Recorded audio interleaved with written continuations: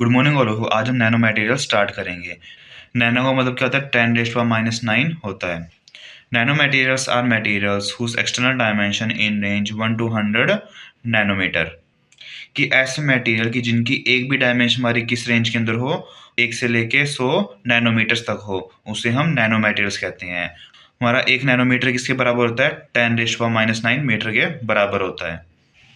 At this scale, materials exhibit unique electrical, mechanical, optical, magnetic, and chemical properties. Different bulk material due to increased surface to volume ratio and quantum effect. कि जब हम कोई material को इस dimension तक छोटा कर देते हैं तो जो मटेरियल की प्रॉपर्टीज होती है, जैसे कि electrical, mechanical, optical, magnetics, chemical, ये सारी क्या होती है? चेंज हो जाती है। और ये चेंज क्यों होती है? क्योंकि जो हमारा सरफेस टू वॉल्यूम रेशियो होता है वो इंक्रीज हो जाता है, और उस टाइम पे हमारी क्वांटम फिजिक्स यूज होती है इन सभी को डिटरमाइन करने के लिए। Surface to volume ratio. Surface to volume ratio होता क्या है? The ratio to the total surface area of a material to its volume. कि जब कोई भी हमारा ऑब्जेक्ट है उसकी सरफेस एरिया का रेशियो निकाले वॉल्यूम के साथ, it means surface area divide by में वॉल्यूम, तो यहाँ से हमारा इसका रेशियो आ जाएगा। फॉर एग्जाम्पल हमारे पास में क्यूब है जिसकी साइड क्या है? एल है, तो इसका सरफेस एरिया क्या हो जाएगा? 6L² हो जाएगा, और इसका वॉल्यूम क्या हो जाएगा? L³ हो जाएगा। हम इसका surface to volume ratio find out करेंगे तो हम क्या करेंगे? सरफेस से डिवाइड कर देंगे वॉल्यूम से, तो हमारा 6L² डिवाइड बाय में L³ आ जाएगा। यहाँ से हमारा L² से L³ कैंसिल हुआ, हमारे पास में L बच जाएगा, तो हमारी रेशियो की वैल्यू क्या आ जाएगी? 6/L। तो यहाँ से हमें क्या पता चलता है कि अगर हमारी L की वैल्यू डिक्रीज होगी तो जो हमारा रेशियो क्या होगा? इंक्रीज होगा। और नैनो मटेरियल्स के अंदर हमारी जो लेंथ है इसकी वैल्यू पहले से बहुत कम है, जिससे कारण हमारा जो surface area to volume ratio हमारा बहुत ज़्यादा होता है। Why surface to volume ratio increases at nanoscale? कि जब भी हमारा कोई पार्टिकल नैनो स्केल की डायमेंशन के अंदर होता है उस टाइम पे उसका surface to volume ratio increase क्यों हो जाता है? या फिर हम क्या कह सकते हैं कि जो हमारे नैनो मटेरियल्स होते हैं वो हमारे अनयूजुअल, मतलब कि अलग प्रॉपर्टी क्यों शो करते हैं? At nanoscale the size of particle become extremely small. कि जब हम नैनो स्केल कोई भी डायमेंशन की बात करते हैं उस टाइम जो पार्टिकल का साइज होता है हमारा बहुत छोटा हो जाता है, जिससे कारण हमारा सरफेस टू वॉल्यूम रेशियो हमारा किसके इन्वर्सली प्रोपोर्शनल होता है? अपॉन में साइज जाता है। कि जितना कम हमारा साइज होगा उतना ज़्यादा हमारा क्या होगा? सरफेस टू वॉल्यूम रेशियो हमारा होगा। तो हम इससे क्या कंक्लूजन निकालते हैं कि अगर हमारा कोई मटेरियल का साइज बहुत ज़्यादा कम होगा तो उसका सरफेस वॉल्यूम रेशियो क्या होगा? बहुत ज़्यादा होगा। रीज़न क्या है हमारा सरफेस टू वॉल्यूम रेशियो ज़्यादा होने का? They have more atoms on the surface than inside. कि उनका साइज इतना स्मॉल हो जाता है क्योंकि जो सरफेस पे एटम होते हैं वो ज़्यादा हो जाते हैं उसके अंदर के एटम से, जिससे कारण हमारा सरफेस टू वॉल्यूम रेशियो ज़्यादा हो जाता है। And due to the increase surface area to volume ratio, कि जो हमारा सरफेस एरिया और वॉल्यूम का रेशियो इंक्रीज हो जाता है उसके कारण जो हमारा मटेरियल होता है हमारा क्या होता है? हायरली रिएक्टिव हो जाता है, हाईली एब्जॉर्प्शन कैपेसिटी आ जाती है उसके अंदर, और वो कैटलिस्ट की तरह बिहेव करता है रिएक्शन के अंदर, उनको इजिली करवाने के अंदर हेल्प करता है। And improve strength and hardness, कि उस मटेरियल की स्ट्रेंथ बढ़ जाती है, उसकी हार्डनेस भी इंक्रीज हो जाती है।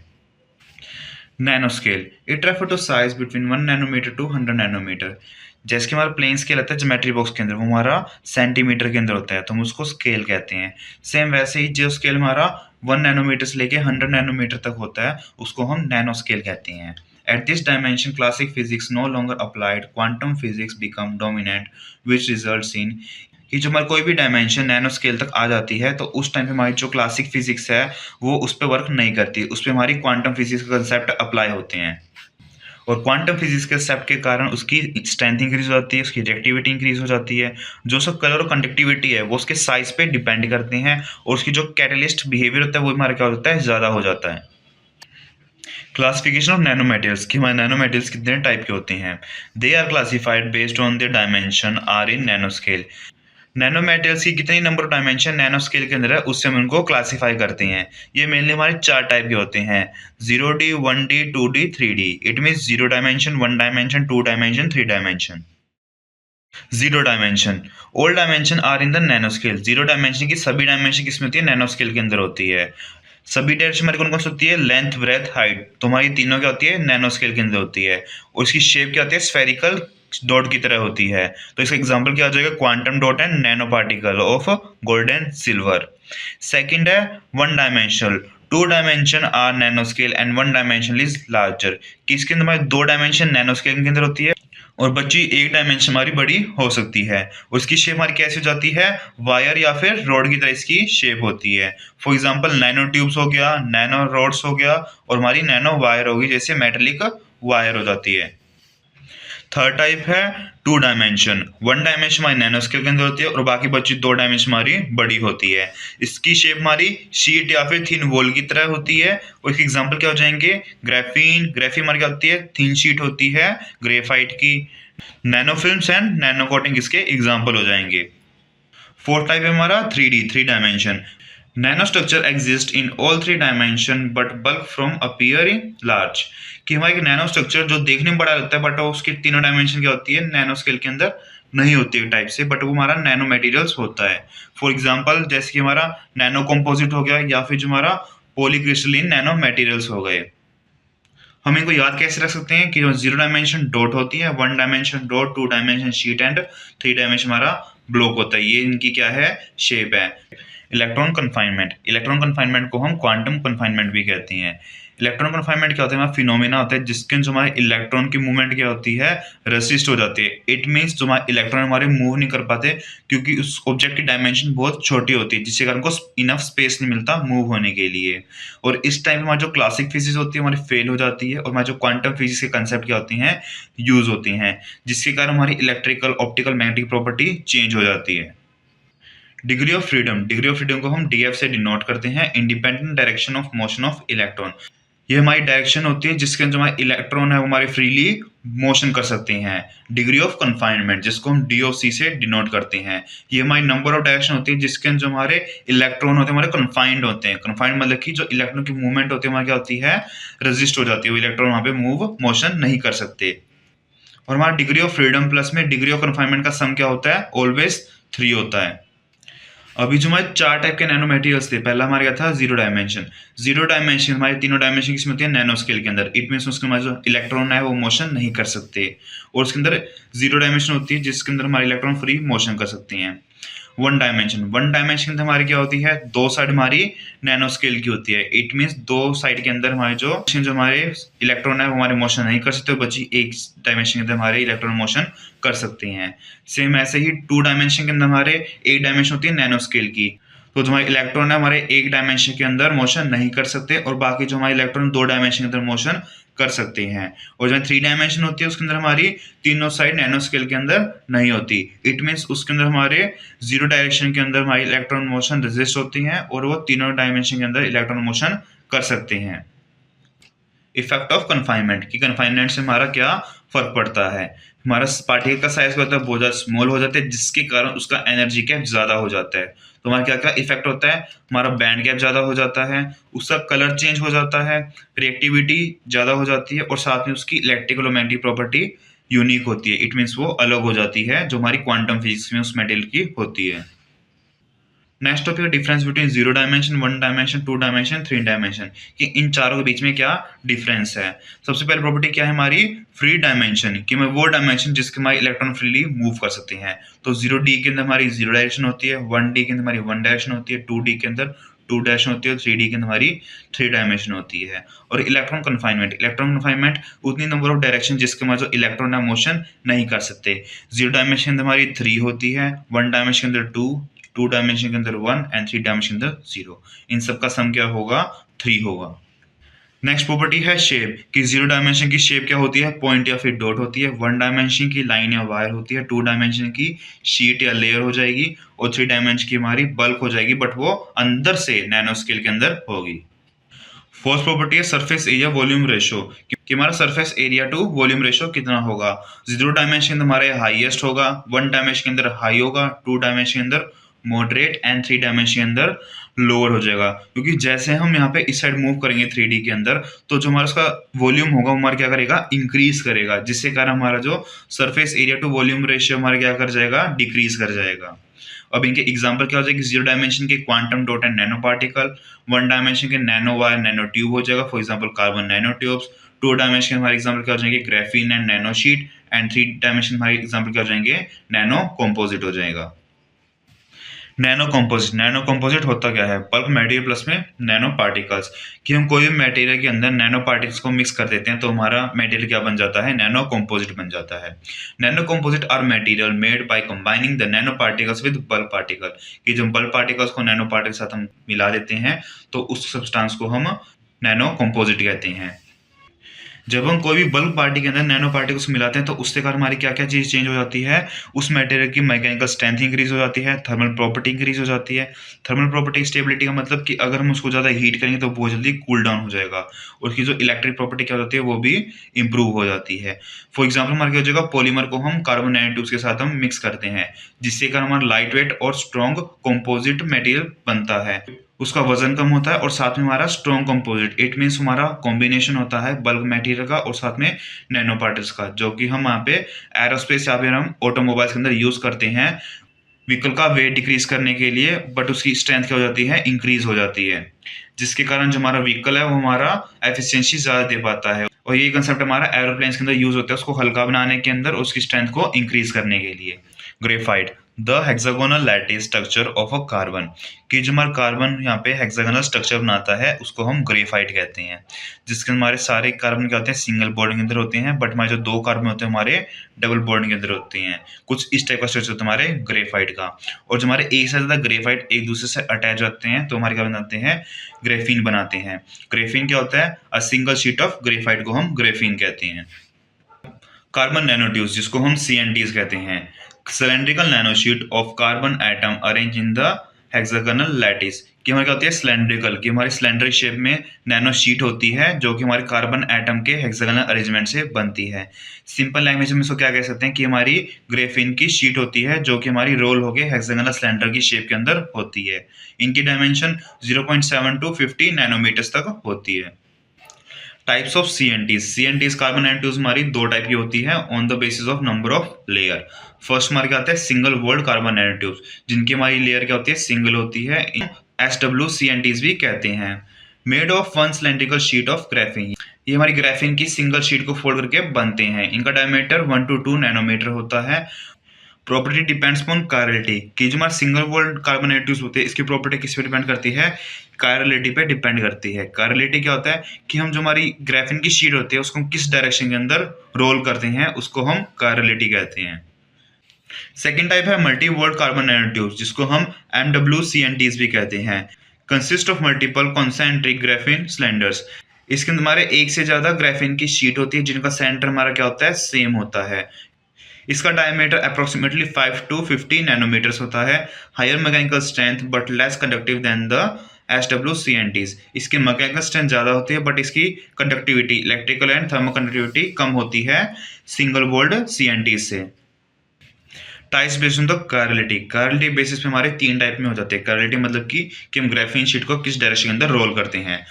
आर्म चेयर, आर्म चेयर हमारा क्या होता है, रिंग्स अलाइन हॉरिजॉन्टली, कि जो हमारे हेक्सागोनल की रिंग होती है वो हमारी उसकी ए डायरेक्शन क्या होती है, हॉरिजॉन्टली अलाइन करती है, और यहाँ पर हमें मल्टीपल कार्बन के हेक्सागोनल अटैच होते हैं। इसकी कंडक्टिविटी ज़्यादा होती है। जो हमारी आर्म चेयर के हमारे जो कार्बन के हेक्सागोनल स्ट्रक्चर होते हैं वो हमारे क्या होते हैं, हॉरिजॉन्टल होते हैं। सेकंड हमारा क्या होता है, जिगजैग, जिगजैग हमारी जो रिंग होती है हमारी वर्टिकली अलाइंड होती है, कि हमारा जो हेक्सागोनल स्ट्रक्चर होता है कार्बन का उसकी जो हमारी रिंग क्या होती है, वर्टिकली होती है। वर्टिकल मीन्स इस डायरेक्शन के अंदर होती है। और can be metallic and semi conducting, इसकी इलेक्ट्रिक प्रॉपर्टी क्या होती है, हमारी कंडक्टर और एज अ सेमी कंडक्टर की तरह भी एक्ट करती है। थर्ड है कायरल और हेलिकल, कायरल और हेलिकल में क्या होता है, जो हमारी रिंग्स होती है कोई ना कोई एंगल पे अलाइन हो जाती है instead of vertical and horizontal, और इनकी कंडक्टिविटी हमेशा सेमी कंडक्टिंग होती है। और हमारे पास ग्राफीन शीट है, अगर हम इसको इस डायरेक्शन में फोल्ड करें तो इसकी कायरलिटी क्या हो जाएगी, आर्म चेयर हो जाएगी। और अगर हम इसको इस डायरेक्शन इसको फोल्ड करेंगे तो हमारी कायरलिटी क्या हो जाएगी, जिगजैग हो जाएगी। और हम इसको कोई एंगल पे फोल्ड करेंगे तो हमारी कायरलिटी क्या हो जाएगी, कायरल या फिर हमारी हेलिकल हो जाएगी। प्रॉपर्टीज ऑफ कार्बन नैनोट्यूब्स, अभी हम कार्बन नैनोट्यूब्स की प्रॉपर्टीज पढ़ेंगे। फर्स्ट क्या है, mechanical property, mechanical strength of CNT is high, कि जो हमारे कार्बन नैनोट्यूब्स होते हैं कि मैकेनिकल स्ट्रेंथ क्या होती है, ज़्यादा होती है, क्योंकि इसके अंदर हमारे कार्बन कार्बन बॉन्ड होते हैं जो कि बहुत ज़्यादा स्ट्रॉन्ग होते हैं। Carbon nanotube is having high stability to withstand extreme strain, कि हमारे कार्बन नैनोट्यूब्स की स्टेबिलिटी बहुत ज़्यादा होती है जिससे कारण हमारे एक्सट्रीम स्ट्रेन मतलब कि हम इसको बहुत ज़्यादा स्ट्रेच करें ये इसको भी सस्टेन कर लेते हैं। सेकेंड है electrical property, they can be metallic और semi conducting depending on the chirality, कि इट मीन्स हमारे कंडक्टर भी हो सकते हैं और सेमी कंडक्टर भी हो सकते हैं, और हमारा किस पे डिपेंड करता है, कायरलिटी पे डिपेंड करता है। इनका जो एनर्जी गैप होता है हमारा इन्वर्सली प्रोपोर्शनल होता है डायमीटर के, कि हमारा जितना इनका डायमीटर कम होगा उतना ही हमारा एनर्जी गैप क्या होगा, ज़्यादा होगा। It treated as quantum wires at very low temperature, कि जब हम कार्बन नैनो ट्यूब्स का टेम्परेचर बहुत लो कर देते हैं तो हमारे एज अ वायर वर्क कर सकते हैं क्वांटम लेवल पे। थर्ड है thermal property. Thermal conductivity is very high, कि जो हमारे कार्बन नैनो ट्यूब्स होती हैं कि थर्मल कंडक्टिविटी बहुत ज़्यादा होती है, कि इट मीन से इजिली कूल डाउन या फिर हॉट हो जाते हैं। थर्मल कंडक्टिविटी हमारी इंक्रीज करती है with the diameter. It mean अगर हमारा डायमीटर बहुत कम होगा तो हमारी थर्मल कंडक्टिविटी बहुत ज़्यादा हो जाएगी, better than the diamond. Carbon nano tubes की थर्मल कंडक्टिविटी डायमंड से अच्छी होती है। Fourth property physical property, strength to weight ratio is high, कि हमारे स्ट्रेंथ और वेट का रेशियो क्या होता है, बहुत ज़्यादा होता है। इट मीन्स इसका वजन बहुत कम होता है, इसकी स्ट्रेंथ बहुत ज़्यादा होती है। इसकी स्ट्रेंथ स्टील से 100 गुना ज़्यादा होती है at the same weight. High reactivity due to the high surface area, ये हमारा हाईली रिएक्टिव होता है क्योंकि इसका जो सरफेस एरिया होता है हमारा ज़्यादा होता है इसके वॉल्यूम के कंपेरिजन में। Methods of synthesis of CNTs, कि हमारे कार्बन नैनो ट्यूब्स को हम कैसे सिंथेसाइज कर सकते हैं। मेनली हमारे पास में दो मेथड होते हैं, top down approach and bottom up approach. हमारे टॉप डाउन मेथड कुछ एग्जांपल क्या हो जाएंगे, लेजर एप्लीकेशन और आर्क डिस्चार्ज। हमारा बॉटम अप मेथड के एग्जांपल हो जाएंगे केमिकल वेपर डिकम्पोजिशन, जिसको हम CVD भी कहते हैं। जो हमारे टॉप डाउन मेथड होते हैं इसके अंदर हमारी क्वालिटी क्या होती है, CNTs की हाई होती है, और यहीं पर बॉटम अप के अंदर इसकी क्वालिटी क्या होती है, मीडियम टू हाई होती है। जो हमारा टॉप डाउन मेथड होता है ये हमारा बहुत ज़्यादा एक्सपेंसिव होता है, और जो हमारा बॉटम अप मेथड होता है हमारा लो होता है, इट मीन्स ये चीप होता है। यहाँ पे हम टॉप डाउन मेथड के अंदर हम इसको बहुत स्मॉल अमाउंट के अंदर कार्बन नैनो ट्यूब्स को बना पाते हैं, और बॉटम मेथड के अंदर हम कार्बन नैनो ट्यूब्स को बहुत लार्ज अमाउंट के अंदर हम बना सकते हैं।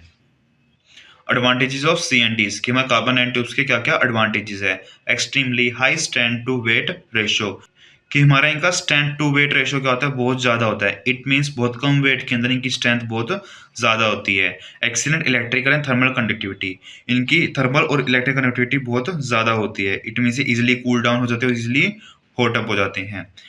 हाई फ्लेक्सिबल इलास्टिसिटी, कि हमारे जो कार्बन नैनो ट्यूब्स होते हैं हमारी फ्लेक्सिबल होती है, और ये इलास्टिसिटी इट मीन्स ये कि ज़्यादा स्ट्रेन को सस्टेन कर पाती है, कि अगर हम इसके दोनों एंड को पार्टिकल्स को खींचेंगे तो ये ज़्यादातर टाइम तक टिक पाएगी।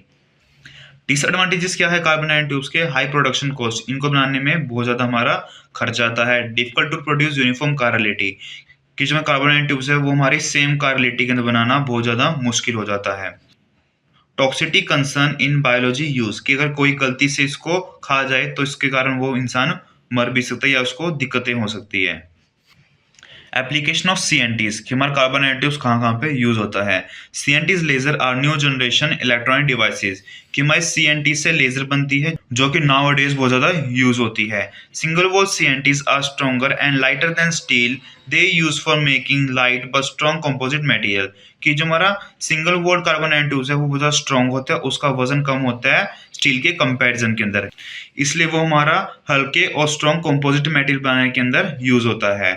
Multiple wall CNTs have heat and electric conductivity and used in conducting paints, कि जो मल्टी वॉल CNTs होती है ये हमारा हीट और इलेक्ट्रिकल को कंडक्ट करता है, जिसके कारण हम इनको कंडक्टिंग पेंट के अंदर यूज कर सकते हैं, कि पेंट जिसके हमारा इलेक्ट्रिसिटी या फिर जो हमारी हीट है ट्रांसफर हो सके। MW CNTs are use in the lithium ion batteries, की मतलब multi wall carbon nano tubes हमारी लिथियम बैटरी के अंदर यूज होती है। Fifth, carbon nano tubes are use for treating of cancer, कि हमारी कार्बन नैनो ट्यूब्स कैंसर के ट्रीटमेंट में भी यूज होती है। प्रॉपर्टीज ऑफ नैनो मटेरियल, अभी हम नैनो मटेरियल की प्रॉपर्टीज पढ़ेंगे। फर्स्ट हम मैकेनिकल, जो हमारा नैनो मटेरियल होता है वो हमारा स्ट्रॉन्ग होता है, हार्डर होता है और स्क्रैच रेजिस्टेंट होता है, उसके हमारे स्क्रैच नहीं पड़ते। सेकंड प्रॉपर्टी क्या है, ऑप्टिकल, कि उसका कलर चेंज हो जाता है जब हम उसको नैनो स्केल के अंदर ले जाते हैं। जो हमारा गोल्ड पार्टिकल होता है वो हमारा रेड कलर का होता है नैनो स्केल के अंदर। थर्ड है इलेक्ट्रिकल प्रॉपर्टी, इसकी कंडक्टिविटी ज़्यादा होती है। Magnetic property, super paramagnetism in the magnetic, ये हमारा सुपर पैरामैग्नेटिज्म की तरह एक्ट करता है। Chemical property, high reactivity due to the large surface area, ये हमारा बहुत ज़्यादा रिएक्टिव होता है क्योंकि इसका सरफेस टू वॉल्यूम रेशियो क्या होता है, ज़्यादा होता है। सिंथेसिस ऑफ नैनो मैटर, कि हम नैनो मैटर को कैसे बनाते हैं। मेजरली हम दो अप्रोचेस का यूज़ करते हैं। फर्स्ट हमारा क्या है, टॉप डाउन मेथड, सेकंड हमारा क्या है, बॉटम अप मेथड है। Top down method, top down method में हम क्या करते हैं, जो हमारा बल्क मटेरियल बड़ा मटेरियल होता है उसको हम तोड़ के नैनो साइज के अंदर लेके आते हैं, जिसका हमारा एग्जांपल क्या हो जाएगा, बॉल मिलिंग टेक्निक। जैसे हम बल्क पार्टिकल है इसको हम पाउडर कन्वर्ट करते हैं, फिर हम पाउडर को नैनो पार्टिकल्स के अंदर कन्वर्ट कर देते हैं। ये हमारी क्या होती है, टॉप डाउन अप्रोच हो जाती है। सेकेंड अप्रोच हमारी क्या थी, बॉटम अप अप्रोच, जिसको हम क्या करते हैं, एटम्स और मॉलिक्यूल को एक दूसरे साथ असेंबल करके क्लस्टर बनाते हैं, फिर हमको क्लस्टर को एक साथ जोड़ के हम यहाँ पे नैनो पार्टिकल्स बना देते हैं। इस अप्रोच का हमारा एग्जाम्पल क्या हो जाएगा, सोल जेल मेथड हो जाएगा। फर्स्ट हम बॉल मिलिंग टेक्निक पढ़ेंगे। It is a top down mechanical size reduction method used to produce nano materials by crushing bulk material using collision of balls inside rotating chamber. कि हमारे क्या एक top down approach है जिसका mechanically हम जो उसके पार्टिकल्स होते हैं उनको हम मेटल की बॉल के साथ कोलाइड करा के उनको छोटे छोटे पार्टिकल के अंदर ब्रेक डाउन करते हैं, जिसके कारण वो हमारे नैनोस और हमारे नैनो मटेरियल्स फॉर्म हो जाते हैं। Produce nano particles 10 to 100 nanometre. Ball milling technique से हम नैनो पार्टिकल फॉर्म कर सकते हैं 10 to 100 नैनोमीटर डायमेंशन के। Work for harder and brittle materials, कि हमारे हार्ड और ब्रिटल मटेरियल, ब्रिटल क्या होते हैं जो हमारे आसानी से टूट जाए, उन मटेरियल पे हमारी टेक्निक वर्क करती है। प्रिंसिपल, बॉल मिलिंग टेक्निक हमारी कौन से प्रिंसिपल पे वर्क करती है। Hard balls are allowed to rotate inside the chamber and then allowed it to fall on the solid with high force crush them into nano particles. कि जो metal ball होती है हमारी चैम्बर के अंदर रोटेट होती है, जिसके कारण जो हमारी बॉल्स होती है वो मटेरियल के ऊपर बहुत ज़्यादा फोर्स से गिरती है, जिसके कारण जो मटेरियल हो गया क्रश हो गए नैनो पार्टिकल्स की फॉर्म के अंदर आ जाता है। कंस्ट्रक्शन, इसके अंदर हमारा क्या होता है, एक हमारे पास चैम्बर होता है जो कि हमारा रोटेट होता है by the use of motor. इसके अंदर हमारा 60% स्पेस क्या होता है, वैकेंट होता है, बाकी जो हमारा स्पेस होता है उसके अंदर हमारी मेटेलिक बॉल्स और मटेरियल फिल्ड आउट होती हैं। जब ये रोटेट होता है सिंगल डायरेक्शन के अंदर, तब हमारी बॉल्स आके यहाँ वापस से फॉल होती है पार्टिकल्स के ऊपर, जिसके कारण वो क्रश होके टूट जाते हैं नैनो पार्टिकल्स के अंदर। इसके अंदर मेनली हमारे दो पार्ट होते हैं। फर्स्ट हमारा क्या होता है, होलो सिलेंड्रिकल रोटेटिंग चैम्बर, कि हमारा एक होलो चैम्बर होता है सिलेंड्रिकल शेप के अंदर, जो हमारा कि 40% फिल्ड होता है मटेरियल और ग्राइंडिंग बॉल से। ग्राइंडिंग बॉल हमारी किससे बनी होती है, स्टील, टंगस्टन, सिरेमिक से बनी हुई होती है। दूसरा पार्ट हमारा क्या होता है, मोटर अटैच होती है इससे, जिसकी हम स्पीड कंट्रोल कर सकते हैं। वर्किंग, अभी हम बॉल मिलिंग टेक्निक की वर्किंग देखेंगे। Raw material powder is loaded with grinding balls into the milling chamber, कि सबसे पहले हम क्या करते हैं, मिलिंग चैम्बर के अंदर हम यहाँ पे रॉ मटेरियल्स को डाल देते हैं ग्राइंडिंग बॉल के साथ। The chamber rotate at the control speed, जो हमारा चैम्बर होता है एक फिक्स स्पीड के ऊपर क्या करता है, रोटेट करता रहता है। Ball fell and collide with powder due to the gravity and centrifugal force, कि ग्रेविटी और सेंट्रीफ्यूगल फोर्स के कारण जो हमारी बॉल्स होती है पाउडर के ऊपर गिरती रहती है, जिसके कारण वो क्या हो जाते हैं, छोटे छोटे पार्टिकल्स के अंदर हमारे टूट जाते हैं। This leads to fracturing into nano sizes, जिससे क्या हमारे होते हैं पार्टिकल हमारे क्रश डाउन होकर नैनो साइज के अंदर आ जाते हैं। Fifth step, after design milling time fine nano particles powder is collected, कि हमारे फिक्स टाइम के बाद जो हमारी पाउडर है हमारा नैनो पार्टिकल्स के अंदर कन्वर्ट हो जाएगा, हम उसको बाहर निकाल लेते हैं। और जो हमारा पार्टिकल डायमीटर टू टाइम का ग्राफ हो तो हमारा कुछ इस टाइप के अंदर होता है एक्सपोनेंशियली। अभी हम बॉल मिलिंग टेक्निक्स की एडवांटेजेस पढ़ेंगे। Simple and low cost method, ये हमारा बहुत सिंपल होता है और इसकी कॉस्ट भी क्या होती है, बहुत कम होती है कंस्ट्रक्शन में। Suitable for large scale production, जब हमें नैनो मटेरियल्स को बहुत लार्ज अमाउंट में बनाना हो तब हमारा बॉल मिलिंग मेथड यूज होता है। Few milligram to several kilogram of nano particles can be synthesize in short time, कि हम बहुत कम अमाउंट बल्कि मिलीग्राम के अंदर हम पाउडर लेके उसको हम सेवरल केजीज के अंदर नैनो पार्टिकल्स फॉर्म कर सकते हैं, वो भी हम बहुत कम टाइम में। Disadvantages of ball milling technique, हमारे बॉल मिलिंग टेक्निक के डिसएडवांटेजेस क्या है। हाई पावर कंजप्शन, इसके अंदर इलेक्ट्रिसिटी बहुत ज़्यादा यूज होती है। Takes long time and produces loud noises and strong vibration, ये हमारा बहुत ज़्यादा टाइम लेती है और साथ में आवाज़ और वाइब्रेशन जनरेट करती है इन द प्रोसेस, क्योंकि हमारे रोटेट होते हैं बॉल्स और पाउडर, उस टाइम जो हमारा चैम्बर होता है वो बहुत ज़्यादा नॉइज करता है और साथ में वाइब्रेशन भी क्रिएट करता है। इरेगुलर पार्टिकल साइज, इस समय पार्टिकल साइज का होता है इरेगुलर, मतलब कुछ पार्टिकल बड़े भी होते हैं कुछ छोटे भी होते हैं, उसकी एफिशिएंसी बहुत कम होती है। नेक्स्ट है sol gel technique. It is a bottom up chemical process technique use to produce nano particles with high purity and uniform particle size, ये हमारी बॉटम अप केमिकल टेक्निक है जिसके अंदर हम नैनो पार्टिकल्स फॉर्म करते हैं जिनकी प्योरिटी बहुत ज़्यादा होती है और उनका साइज भी क्या होता है, सेम होता है। ये हमारा किस प्रिंसिपल पे वर्क करता है, based on formation of sols in a liquid then from gel by drying the liquid it is possible to obtain powder of nano particles, कि सबसे पहले हम रॉ मटेरियल का सॉल्यूशन बनाते हैं, उससे हम जेल क्रिएट करते हैं, जेल को हम ड्राई करके उसको ग्राइंड करके हमारे यहाँ पे नैनो पार्टिकल्स मिल जाते हैं। सॉल्यूशन, सबसे पहले हम सॉल्यूशन को कंडेंस करते हैं, इट मीन्स हम उसको इवेपोरेट करते हैं, जो हमारा एक्सेसिव वाटर होता है हमारा इवेपोरेट हो जाता है और हमारा जेल बच जाता है। फिर हम जेल को क्या करते हैं, डिहाइड्रेट करते हैं हाई टेम्परेचर पे, जिससे कारण हमारा क्या हो जाता है, ड्राई हो जाता है। फिर जो हमारा ड्राई जेल होता है सॉलिड फॉर्म के अंदर हम उसको ग्राइंड करते हैं, ग्राइंड करने के बाद हम उनको स्निफिंग करते हैं। स्निफिंग मतलब क्या होता है कि हम उसको छलनी से छानते हैं, जिससे कारण हमारे यूनिफॉर्म नैनो पार्टिकल्स हमारे कलेक्ट हो जाते हैं। तो इसके अंदर हमें मेनली 4 चीज़ की ज़रूरत पड़ती है। पहला हमारा कहते हैं बिकर विद स्टीरर की जो हमारा सॉल्यूशन उसको बनाने और मिलाने के लिए। सेकंड हमारा क्या है ड्राइंग ओवन, मटेरियल यहाँ पे कंडेंसेशन ऑफ डिहाइड्रेशन करवाने के लिए। ग्राइंडर जो हमारा ड्राइड जेल होता है उसको ग्राइंड करने के लिए। और सीव लास्ट में इसको यूनिफॉर्म पार्टिकल्स को सेपरेट आउट करने के लिए। सीव हमारी क्या होती है छनली होती है। अभी हम सोल जेल टेक्निक की वर्किंग पढ़ेंगे। Prepare sol via hydrolysis and stirring. हम पे हाइड्रोलिसिस और स्टीरिंग का यूज करके सॉल्यूशन बनाएंगे। हाइड्रोलिसिस मतलब कि जो हमारा पाउडर होता है उसमें वाटर ऐड करेंगे, उसको मिला के हम यहाँ पे सॉल्यूशन बना लेंगे। Second by condensation convert it to gel, कि उसको कंडेंस करके वेपोरेट करके हमारा एक्सेसिव वाटर उड़ जाएगा, जिससे कारण हमारे यहाँ से एक जेल लाइक स्ट्रक्चर बन जाएगा। फिर हम उसको ड्राई या फिर हम उसको हीट करके उसको ड्राई जेल के अंदर कन्वर्ट कर देंगे। फिर जो हमारा ड्राई जेल होगा सॉलिड फॉर्म के अंदर हम उसको ग्राइंड करेंगे, जिससे कारण हमारा पाउडर की फॉर्म के अंदर आ जाएगा। फिर हम उसको स्निफिंग करने के बाद छानने के बाद हमारा यूनिफॉर्म साइज के पार्टिकल आ जाएंगे। इट मीन्स हमारे सेम साइज के पार्टिकल आ जाएंगे और हमारा नैनो पाउडर रेडी हो जाएगा। सोल जेल के एडवांटेजेस क्या है, ये सिंपल है और यहाँ पे कॉस्ट इफेक्टिव भी होती है। इसके हमारे सभी पार्टिकल साइज सेम होता है और उसकी प्योरिटी बहुत ज़्यादा होती है। डिसएडवांटेजेस क्या होती हैं, इसमें ड्राइंग के अंदर बहुत ज़्यादा टाइम लगता है। जो हमारा रॉ मटेरियल होता है हमारा बहुत ज़्यादा एक्सपेंसिव होता है। इसको हम लार्ज स्केल के अंदर प्रोड्यूस नहीं कर सकते बाय यूजिंग दिस टेक्निक, और ये टेक्निक हमारा बहुत ज़्यादा टाइम लेती है। Characterization techniques for nano materials, कि हम नैनो मटेरियल्स के करेक्टरिस्टिक्स को जानने के लिए क्या क्या टेक्निक यूज करते हैं। Use to identify shape, size, structure, surface and chemical composition of the nano particles. ये कुछ टेक्निक्स होती है जो कि हम यूज करते हैं नैनो मटेरियल्स की size, shape, structure, surface, chemical composition को पता लगाने के लिए। फर्स्ट एक्स रे डिफ्रैक्शन, जिसको हम XRD भी कहते हैं। इस टेक्निक को हम यूज़ करते हैं नैनो मटेरियल्स के क्रिस्टल के स्ट्रक्चर को जानने के लिए और उसके साइज का पता लगाने के लिए। सेकंड स्कैनिंग इलेक्ट्रॉन माइक्रोस्कोपी, जिसको हम SEM भी कहते हैं। ये हमारी नैनो मटेरियल्स के सरफेस को पता लगाने के लिए यूज़ होती है कि उसकी शेप क्या है, उसकी रफनेस कितनी है सरफेस की। थर्ड हमारे क्या है ट्रांसमिशन इलेक्ट्रॉन माइक्रोस्कोपी, जिसको हम TEM भी कहते हैं। ये क्या करती है जो हमारा नैनो मटेरियल होता है उसकी एटॉमिक स्ट्रक्चर की, मतलब कि उसकी एटॉमिक लेवल पे बहुत हाई जूम के अंदर उसकी हाई रेजोल्यूशन इमेजेस क्रिएट करती है।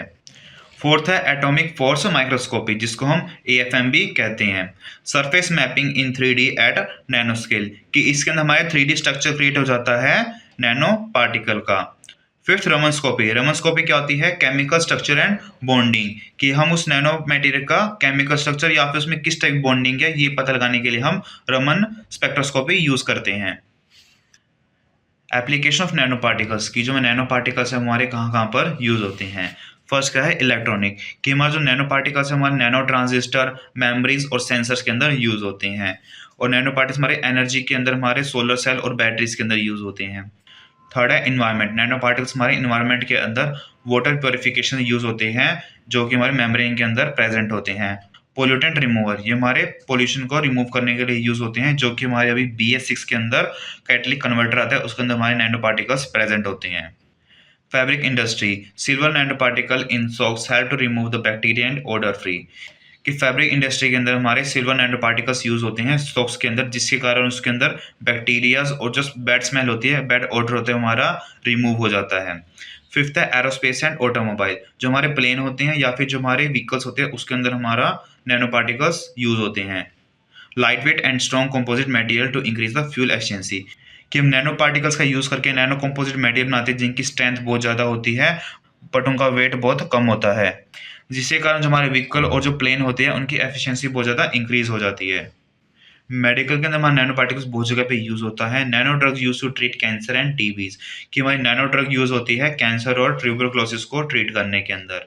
नैनोमेडी robot to identify and destroy the cancer cell, हमारे जो नैनोमेडी रोबोट्स यूज होते हैं जो हमारी ब्लड वेसल के अंदर जाके जो हमारे कैंसर सेल होते हैं उनको पता लगा के उनको डिस्ट्रॉय कर देते हैं। यूज एज बोन सीमेंट, ये हमारी बोन को फिल करने के लिए नैनो पार्टिकल्स यूज होते हैं।